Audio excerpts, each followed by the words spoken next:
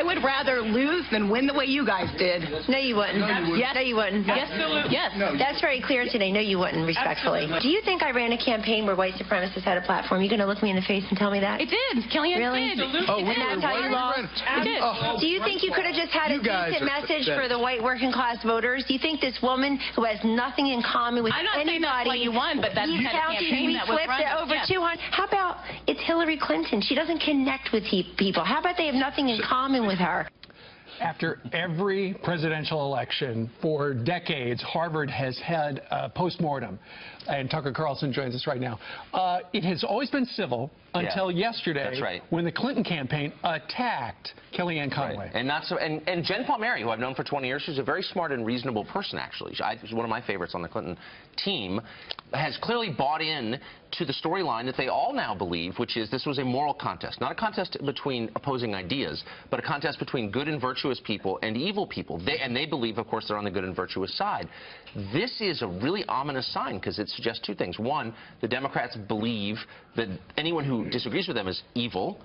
And two, they haven't actually thought through what happened. They've learned nothing. They believe that Trump got elected because America is racist.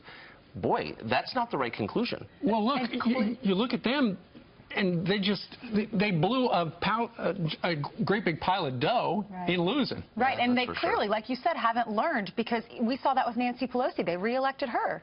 Well, yeah, but imagine, okay, so if you and I are arguing about an issue, I would think, you know, I really like Ainsley, but she's just wrong on that issue. Yeah. But if the debate is over who's going to heaven, then I look at you and I'm like, you know, Ainsley's just not a good person. Like, it is a deep and unbridgeable divide once you start framing politics in moral terms. This is a dangerous path to go down. I agree. Let's don't have that conversation.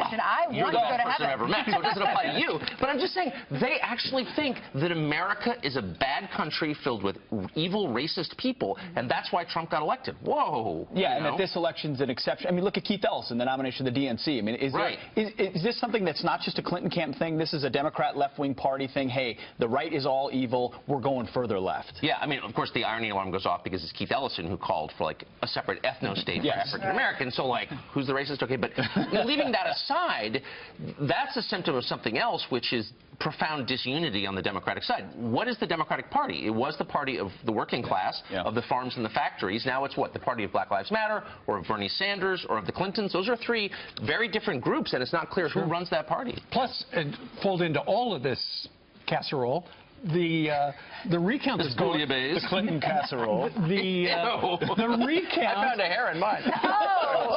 Sorry. That is so wrong on so many levels. The recount, ultimately, the goal there is just to leave a stain on the beginning of the presidency of Donald Trump. Yeah, I mean, I think so, but I also believe that a lot of Democrats believe that the underlying charge is true, which is that Russian agents somehow got a hold of voting machines in rural Wisconsin, Michigan, and Pennsylvania and tampered with them, though they're not connected to the internet. They believe there's no way he could have won unless the people are racist or the Russians got involved.